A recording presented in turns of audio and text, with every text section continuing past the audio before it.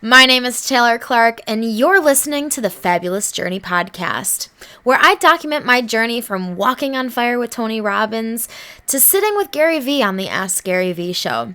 Join me on the journey of mindset mastery to achieve the ultimate freedom.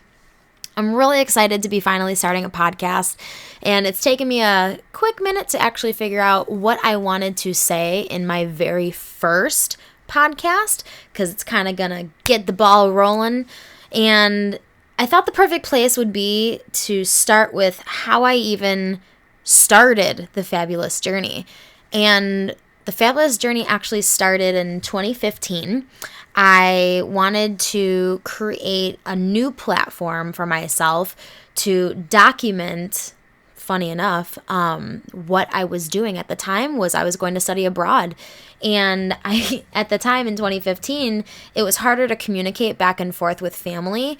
There wasn't as much, Wi-Fi conversation, and the mobile phones from Europe to, now T-Mobile's got free international, all that kind of stuff. Really wasn't then, what it is now.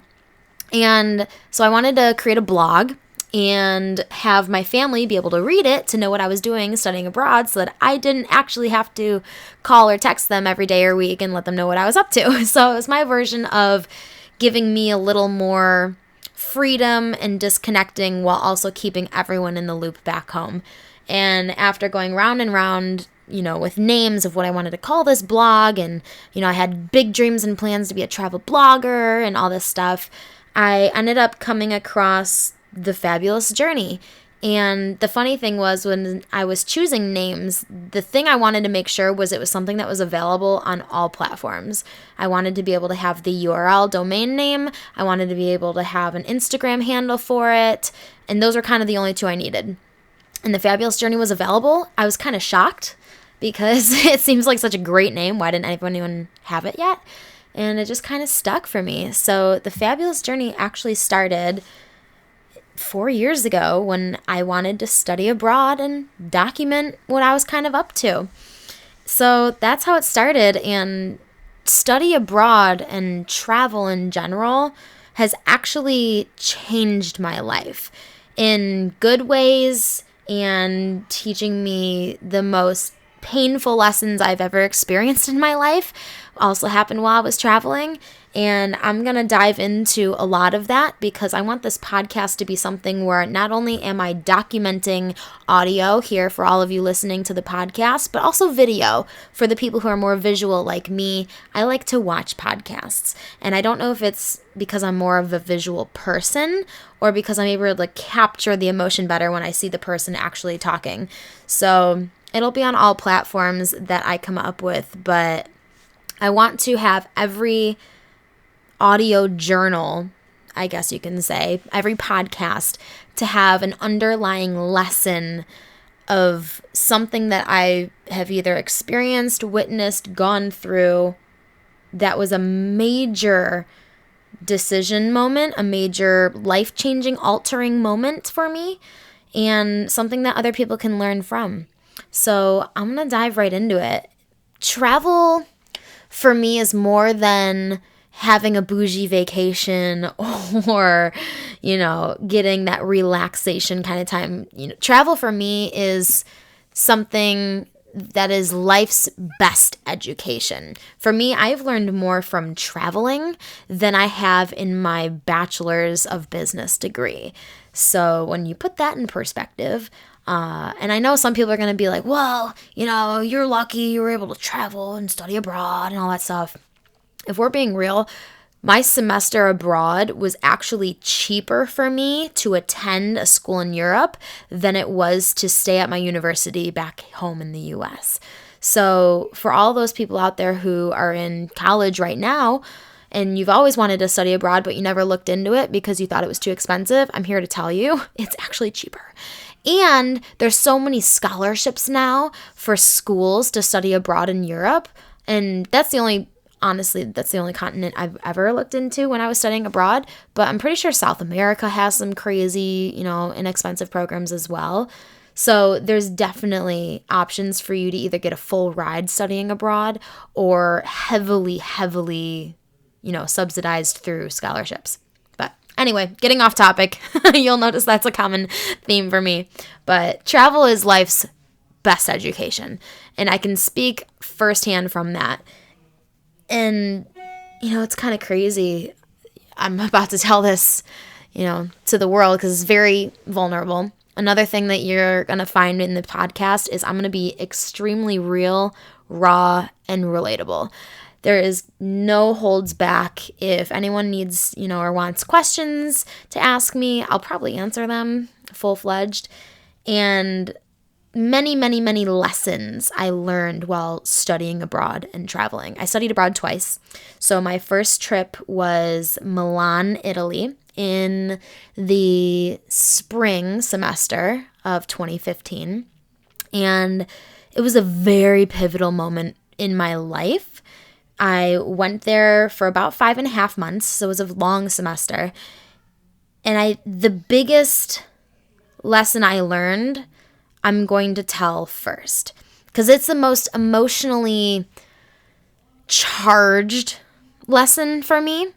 And it was when I broke up with my boyfriend of over 5 years. Now, I actually didn't break up. He broke up with me for reasons I could get into, but it's something that I've completely gotten over, finally. It took me 2 years to get over that. But what ended up happening is, we were soulmates. I think it was a temporary situation. It wasn't supposed to be a forever soulmate. It got me, taught me many lessons, got me through many things in my life, and it was good for the time being, but it lasted too long. Now looking back, I can see. But it was the toughest, most intense pain I'd ever experienced in my life. And while I was studying abroad and going through this, at the time, I didn't speak the language. I lived with an Italian family who I couldn't really talk to. I hadn't really made that many friends yet because it was still very early on in the semester and everyone was new. I went there without knowing anybody. And through that experience of experiencing the biggest heartache of my life at the time, I had to pull strength where I have no idea where it came from, if I'm being completely honest. But that experience, being completely isolated from friends and family and even connection and communication, I couldn't talk to anybody in the country I was in. I didn't know the language. It was a very isolating experience for me, and going through that completely alone taught me where true inner strength comes from. And there were many, many lessons now looking back I experienced in that experience, I guess you could say. And some of them were never settle in life. This relationship lasted 5 years because I didn't end it after 2. And I should have ended it after 2 when I first had the gut feeling that it was kind of over. And me being young, we were, together throughout my beginning college years, the end of my high school years, and I thought we were going to be together forever. We had rings for each other, promise rings, and we talked about getting married all the time. We had named our kids that we were going to have. This was a very serious relationship for me, and it was my first relationship. So looking back, when you have a gut feeling that something's supposed to end, it's time. And you have to end it, or else it will cause so much more pain when it's ended how it finally ends, if that makes sense. So never settle in life. Know your worth. You need to love yourself first before you can expect anyone else to love you as well. You can't rely on others to give you happiness. You have to be happy within yourself first. These are all lessons that from this one breakup I learned, because I had to learn to love myself while I was abroad. I chose to stay abroad. I didn't come back home. I dealt with it. Some of the girls thought I was crazy because I was so emotionally distraught. But I had this one friend who, I'll never forget it. I was I spent 2 days just completely bawling my eyes out in this bedroom, in this Italian home, and no one knew what was wrong with me. I was so puffy in the eyes that I couldn't actually open them. It was a very traumatic experience in my life. But I remember this one girl, it was the first day I actually went back to classes, and she saw me crying in the courtyard. Every Italian, block, you walk through gates, which seem so, not grand on the outside, but when you walk in them, there's massive courtyards and marble and sculptures and all kinds of things that were hidden behind these gates. And that's just an Italian thing. But she saw me and how puffy my eyes were. I wore glasses for like 4 days. And she just gave me a hug. And that was another lesson that I hadn't written down here, but you will be shocked at the kindness that the world has to offer when you show your true feelings and emotions. And I'll never forget that hug, because she told me, it's going to be okay. I'm here for you. If you ever need anyone to talk to me. And it meant the world to me. So trust me, you can make somebody's day just by acknowledging that you're there for them. So that was a huge monumental lesson and moment of my study abroad trips that I learned, is find your inner strength. I found my inner strength. I never thought I was that strong. I never thought that I would get through it, and I never thought that I would be able to get through it alone. But that independence that grew from that experience was incredible. I don't even know how else to explain it, but from that experience alone, I have gotten all of my independence and the deepest sense of strength. I don't know a better word for it. Another lesson is when you're going to a foreign country solo and you don't know anyone, what comes out of that is even more independence. You're able to quickly solve problems. Your problem-solving skills get so much better because it's life lessons that you're learning when you're traveling. You are able to sense situations better. You get better gut feelings. You're able to search your surroundings and tell if this is a really dangerous situation, I should not be here, or, wow, this is a really safe zone. So it gives you more awareness of your surroundings when you study abroad and you travel. I'm trying to think of, there was a lot of things that I was able to learn about unfamiliar territory while I was studying abroad and while I was traveling. You get a better read on people. You become a better people person. And being able to network and be relatable and meet people and socialize, it's not, being an extrovert is, better than being an introvert at all. It's just understanding human connection. When you're traveling and as a traveler, you are able to just naturally connect with more people. And I think it's a beautiful thing that without traveling as much as I have solo or going, studying abroad, not knowing anybody when I went there and made tons of friends, it just made me more outgoing and getting comfortable with uncomfortable situations. It's the best way I can, explain it. Another huge thing that I kind of experienced while I was studying abroad was people usually put on a face when you meet them. They want to put their best foot forward. They don't want to show their real true colors, especially in a study abroad college situation. New semesters can mean you can be a different person. I know, there was a thing when I was in high school and everyone who wanted to just get out of high school and go off to college somewhere not in your own city or state, so you met all new people, you get to choose a new identity. I don't know, that's something of small towns, I guess. I grew up in a very small town, Alma, New York, very rural area. And when you go to preschool with the same people you graduate high school with, everyone just straight up judges you and it sticks with you, and you don't ever kind of get to rebuild yourself. So to get out of, this small ass town that I was a part of and go off to college and create a whole new identity that I wanted to explore was a big deal. And people actually do that with studying abroad. When you travel, you are in a completely different environment with new people, new faces, new languages, new cultures. You get to reinvent yourself. You get to discover the parts of yourself that you love, the parts of yourself that you really dislike, how you want to live this world, how you want to walk this walk, and you get to cultivate your personality in this new environment because you're experiencing things you haven't before, so different parts of your personality are going to show. And you get to decide which parts you like and which parts you don't.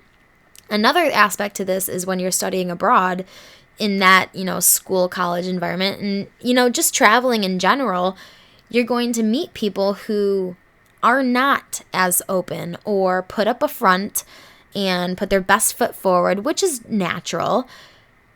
But in doing that, you're actually you're not fully being yourself, which means you're going to hurt someone eventually. Because if, you become friends with somebody or even have a bit of, relationship based on this best impression of yourself, this is great advice for just dating in general too. When the real you comes out because you're so tired of just fronting who you are and putting a fake face on, there's going to be a lot of disappointment, sadness, pain that comes with that. So just an experience I had when I was studying abroad. I went to Sydney, Australia as well. And, I became best friends with this one girl. And I had always wanted a best friend that I could be so close that we were like soul sisters, And for me, that was this girl that I met in Australia. And we were like connected at the hip. Everything we did together, we wanted to. Obviously we had a group of friends that we all hung out with and everything. And it was funny. I'm not sure what happened, but close to the end of the semester, just one day, she didn't want to talk to me anymore. And it was a very interesting circumstance because I'd never gone through something like that before. I'd never had a best friend that you were so close with for, a long period of time. Then just one day kind of ghosts you, to be honest. And that was very interesting. And kind of what I learned from that was know your worth. If you are being true and you're living in your realness, your authenticity, if you know that you deserve better, don't go back to an old situation that is not working anymore. So when that happened for me and, she just turned a blind shoulder, I have no idea what happened, to be honest. But know your worth. Don't go bad to bad situations. And for me, just with experiences and family drama and traumas that I had growing up, and this might be a fault of mine, I'm very good at wiping people off. Like, if you don't want to be a part of my life, okay, goodbye. And I'm not going to look back. And it's been a decade or two that I was just okay with that. So I don't know. I learned to move on quickly and not have expectations. That's just something that, Gary repeats a lot. But if you don't have expectations of anything, you can't really be hurt from that. And that was what I kind of learned from that was I was sad that the friendship was over, but I wasn't hurt long term, if that makes sense. So I was able to move on quickly, and that was a huge life lesson for me that I was able to move on quickly. I'm also able to forgive just as quick. Like, if people do something and apologize for the situation, I'm able to forgive them because forgiving is for me, not for them. And it lets me move on with my life. Now, at the time, it wasn't as clean cut as that. Like, I was really hurt. But I was so stubborn that I was just okay wiping, her out of my life as well.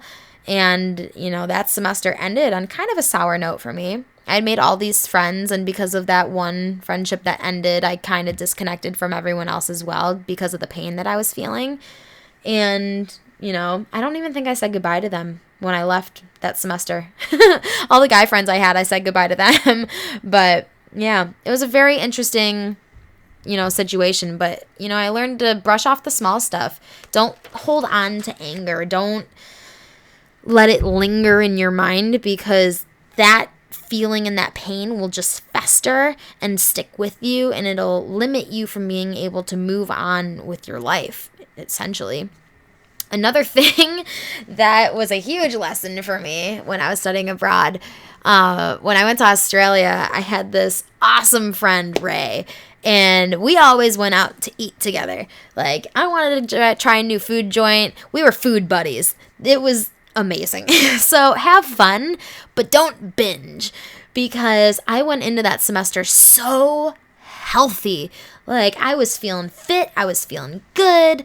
When I was in Italy and I had that breakup the year before, I went on a massive unhealthy binge of eating very strict, very small, and I worked out like crazy, and I lost a lot of weight when I was over there. So I still had that frame when I went to Australia, but when I had my food buddy, we went out to eat all the time.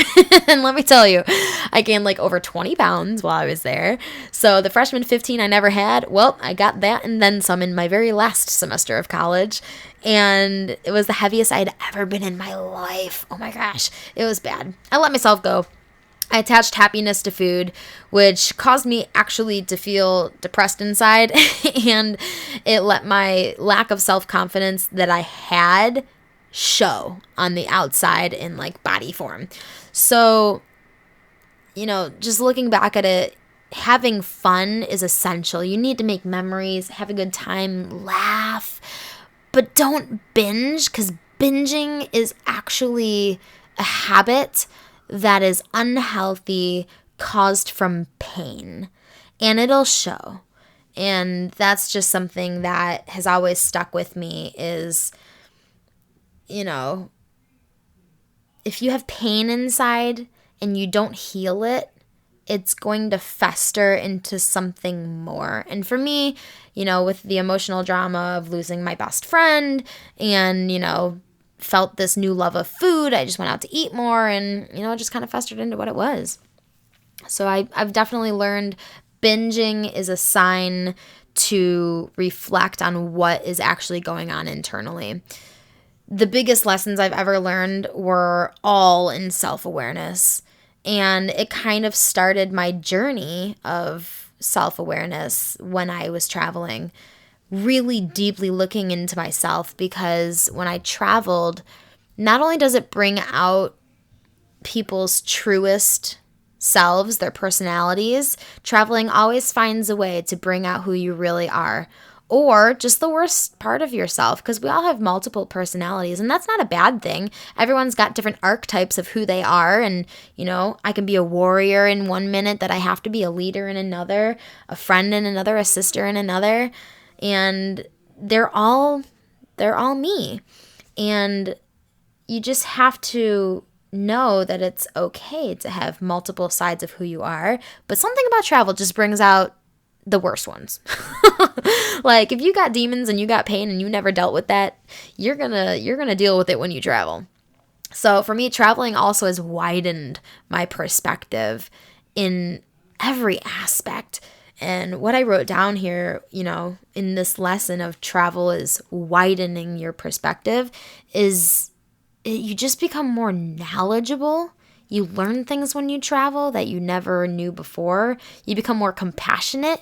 You relate to people more. You're more open. You're looking for something. If you didn't travel or didn't have a desire to travel, you didn't have a desire to see something new. So when you're traveling, you learn something new. You're seeking something different. You become more grateful when you travel, because you might travel to places that are less well off than you are. You see different cultures. You become way more cultured when you travel. I've been to places like Morocco where versus Buffalo, New York, it's a totally different world. They talk different, they dress different, their religion is different, their housing is different, their cities are different. There's nothing even remotely the same culture-wise from Buffalo, New York to Morocco.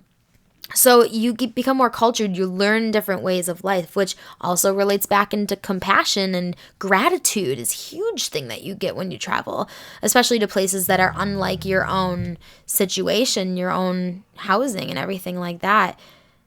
You become more creative. I'm starting to read the book Conversations with God.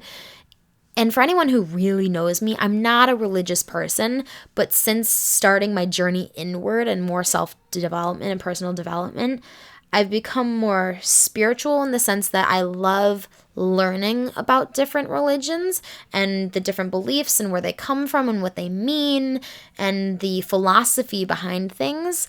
But I don't relate to one specific, religion per se, but I do believe in energy. And in this book, the Conversations with God, it talked about creativity as the essence of faith and believing in something and having a vision and being driven, and, travel is the perfect thing to birth your creativity because you're seeing things that you haven't ever seen before. So you learn new things which kind of get downloaded in your brain as new experiences, and when you go back home, you get to bring those things with you. They're intangible. And I just think that was one of my coolest things. I've always been a creative person, which is probably why I'm so obsessed with traveling. And, traveling also helps with your personal growth all around. So for me, some places that I've traveled to, which were so different from my home life in Buffalo, is Uluru. It's the very center of Australia. It's a very indigenous place where, the indigenous people of Australia love Uluru because it's so untouched, and there's sacred areas. There's even places when you're riding around, I don't remember what the name, Ayers Rock, that's what it's called, Ayers Rock. You can't even take pictures of it because it's so sacred. So that was a really beautiful place to experience. Morocco was also a really beautiful place. I would love to go back to Morocco. I only went there for like 36 hours with one other girl, and which was probably very unsafe. We should have went with a group of people, probably with some guys with us when we walked around the streets at night, which is probably not a good idea as well. But it was a gorgeous, country that I would love to explore more. Their Moroccan mint tea in Morocco is second to none, the best tea I've ever had. Italy in itself was, I loved it. I'm Italian, so just being there felt like I was home, even though I didn't know the language. And I did not learn it. And, one of my other favorite places that I was able to travel to was Bali. And there's just some places in the world that you feel gravitated towards. Bali was one of those when I was in Australia. And the funny thing is, apparently, the spring break place for Australians is Bali. So when we started to hear Bali, Bali, Bali, I had already wanted to go there. I just didn't know how feasible it was with the budget I had. But it was somewhere I was drawn to before everyone else started to talk about it. So me and this girl that I was friends with, we ended up going to Bali. And when I was there, I don't know how to explain it. There's just some places that when you travel to them, it feels like your soul is connected to that place. And Bali was just one of those. I've always loved the island vibe. Something about the water and the ocean just relaxes me. And, I'm obsessed with elephants. And so there was elephant sanctuaries in Bali. And, we got to visit some of them and, see elephants up close and personal and feed them. And, it was just a really friendly place as well. a very spiritual place in a time where I didn't connect myself to anything spiritual or energy or religious or whatever, but it was a beautiful, calming, serene kind of place where everyone was just friendly and happy. And, a couple years later, now I know that it's also a huge digital nomad hub. Digital nomads go there, and there's big markets now, like in Ubud or Kanju. I hope I'm saying those right, but those are two cities on Bali that are huge into the digital space, where you can go and you can, go to coffee shops and co-working stations and co-living spaces and all kinds of fun stuff. So it's just a place where I've always loved and I've always wanted to go back to. And I'm actually going to go back to Bali, which is a beautiful way to wrap this podcast up without it going too much longer, is I'm going to Bali in January to February 2020. I don't have specific dates yet, but I know I'm going for 30 days.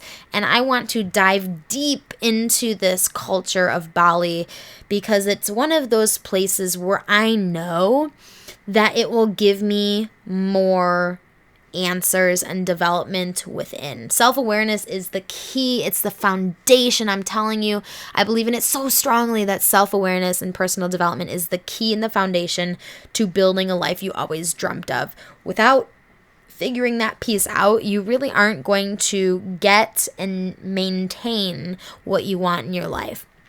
And so I'm going to Bali. I'm going back to experience it. I've also been reading the book Eat, Pray, Love, and Bali is one of the places she goes to as her final step to literally rebuilding her life. And for me, I'm going for my own development, spiritually, mentally, emotionally, physically, financially, whatever. I want to completely overhaul every aspect of my life and deep dive 30 days into myself in Bali. So if you want to come to Bali with me, I'm calling it the Bali House. If you want to come to the Bali House with me, if you want to join me on the journey and experience it for yourself, I've been on this fabulous journey. I've kind of sort of been documenting as best I could thus far on my pages and everything. And I want to invite some people on the journey with me, experience what I've been experiencing, because the last 4 or 5 years of my life have been insane. The things that have manifested in my life, the things that have just happened, the chance happenings, the timing of things, people calling me and changing my life. Like, all these things have been happening in the trajectory of me moving forward to figure out who I am, what I truly want. And I really am starting to grasp that, what my gifts are, what my purpose is, what I'm supposed to be doing, who are supposed to be in my life. All this stuff has been slowly cultivating, and I feel drawn to go to Bali. So if you want to come to the Bali House, if you want to come join on the journey, you let me know. Send me a DM through my Instagram at The Fabulous Journey, or you can email me, taylor@thefabulousjourney.com. I'm going to be renting an entire villa out. I'm really excited about it, and there's space for about 10 people to come with me. So if you're really interested, if you're able to afford to leave for a month, or you're just like, screw it, I need a change, I need to discover who I am, I need an experience that will change my life, come with me to Bali. I'm super freaking pumped about it. It's something I've been wanting to do for years, and it's happening. I've set a date, I'm going, and if you'd like to go with me, send me a DM, email me, and let's make it happen. I'm really excited. I hope you guys got something from this first podcast, because I'm pumped to do a bunch more and dive deeper into my story, things that I've learned and experiences I've had, which have completely changed the course direction of my life, or harsh moments and realities that were very, very painful. I'm going to dive all into it on the Fabulous Journey podcast. So signing off as my first podcast ever. Thanks for listening. See you on the next one.